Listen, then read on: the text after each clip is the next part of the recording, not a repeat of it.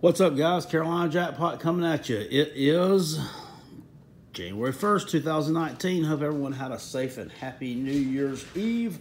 I know that I did. And today is kind of a sad day of sorts. The last day of multiple games in the college football season.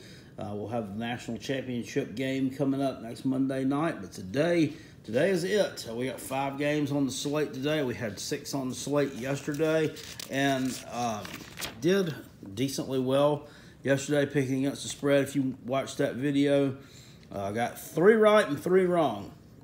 3 right and 3 wrong. However, I did pick all the winners straight up, if you want to go with it like that. But Stanford, Oregon, neither one of those teams were able to actually cover the spread. A couple of 1-point games there in Cincinnati, just barely not covering against Virginia Tech. So we'll go in today. Got 5 of them left. Let's see what we can do. All right. You'll see here in the first one I already started a video, which got a little snafu there. I'm taking the Iowa Hawkeyes to cover. They're 7-point underdogs against Mississippi State. Both these teams, really good defenses. They're similar in style. I say similar, not exactly the same. They play the quarterback position a lot differently. Nick Fitzgerald will try to beat you with his legs. Nate Stanley for Iowa will try to beat you through the air. But they're both good at stopping the run. Mississippi State was one of the better teams in the country, probably the last 2/3 of the season. They were the ones, regular season, held Alabama off as long as possible. They lost that game 24-0, but nobody else even came close in the regular season. They were the closest. Iowa had a little bit of a disappointing year, I think, by their standards, that they were going to do a little bit better than that. I think most thought they would finish second to Wisconsin there in that western side of the Big Ten, and still ended up with a respectable 8-4 regular season record. I'm taking Iowa here. It just seems to be a trend of underdogs covering spreads in the bowl games this year. I'm not so sure if I'm going to pick those exactly today, but if you pick nothing but underdogs all year long in these bowl games, you'd be sitting pretty well in your group or whatever, your pool or however you're doing it. They have really just risen up to the occasion this year. I don't know what's been in the water that everybody's drinking, but the underdogs have been covering spreads like crazy this year. LSU versus UCF. LSU is laying 7.5 in the Fiesta Bowl this afternoon. Everybody's looking forward to this matchup.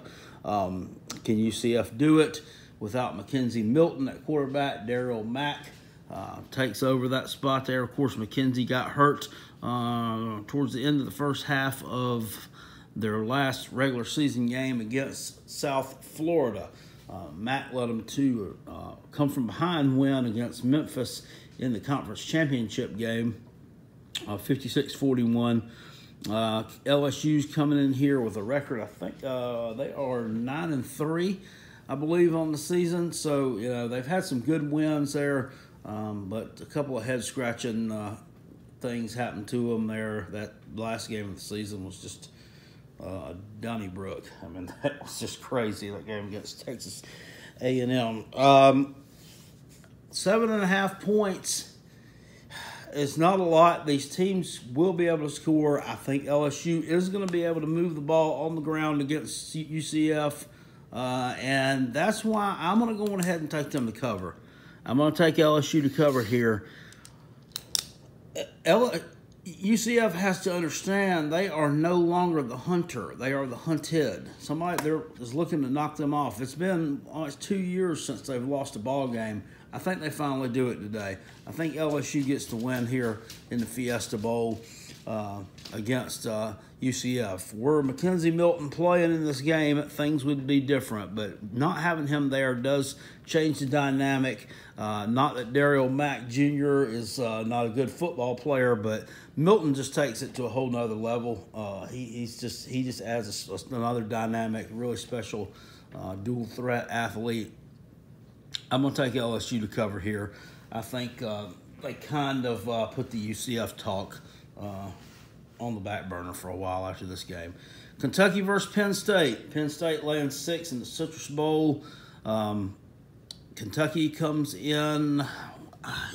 Gosh, their records. I don't have them in the back of my head right now. They're 9-3, I believe. Penn State, I believe, is either 8-4 or 9-3 right now. Penn State's been somewhat disappointing this year. You know, they lost to Ohio State in a really close game, closer to the beginning of the year, right at the beginning of the Big Ten season.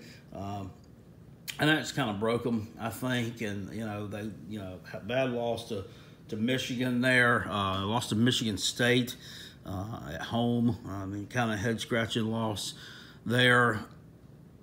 Kentucky, they still got something to prove.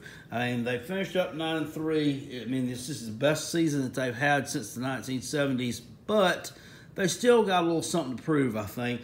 That, I think that the Texas A&M loss, I think they wish they had that one back. I know they're embarrassed about the Tennessee loss that they suffered towards the end of the regular season. And, I don't think they're all that happy with the way they played against Georgia. I think they, that was a big game, and they kind of flopped on the big stage against Georgia, kind of like the Gamecocks did. Of course, I mean, Kentucky didn't flop nowhere near as bad as the Gamecocks did, but they still flopped. Underdog theme, once again, I'm taking UK and Benny Snell to cover against Penn State here. I think it just means more to Kentucky. I think their heart's going to be in it a little bit more than Penn State. I think that's going to make a difference. I think they cover that spread. Do I think they win? I don't know. We'll see. I think they cover, though. Washington versus Ohio State. Ohio State laying 6.5 in the Rose Bowl. This is Urban Meyer's retirement, so to speak. Who knows if he'll show up somewhere else. But Ohio State, 6.5-point favorites. I think they are just a little bit more talented on the offensive side of the ball than Washington is. Not saying Washington's not talented, but go on ahead and give me Ohio State in this one. I think they just bring a little bit too much. And the Sugar Bowl. Last one, Texas versus Georgia. Georgia's a 12-point favorite against Texas. Of course, already did a Destroying Vegas video on this one. I had Destroying Vegas videos planned to do on several different bowl games, but I've just been working a lot lately. I wasn't able to do them, but I got a lot of views on that one. A lot of good response to it. A lot of banter back and forth between Texas fans and Georgia fans. I'm taking Georgia to cover in this one. I think Georgia's just a really talented team. This is a Sugar Bowl. This is a venue they're used to playing in, and this is where they actually lost the national championship game last year. No, was it? No. What am I talking about? No, that Clemson played in the Sugar Bowl last year against Alabama. Georgia lost the dang national championship in the Mercedes-Benz Dome. Scratch that. They lost in Atlanta. But at any rate, Georgia has played in the Sugar Bowl before many times. They're used to this venue, used to the Superdome. Program is their fans will travel well. I expect this to be a close game in the first half, but I think Georgia pulls away in the third quarter from Texas and covers this 12-point spread. That's my take on it. Check back, see how I did later on tonight. Carolina Jackpot. I'm out of here. Peace. Go Gamecocks.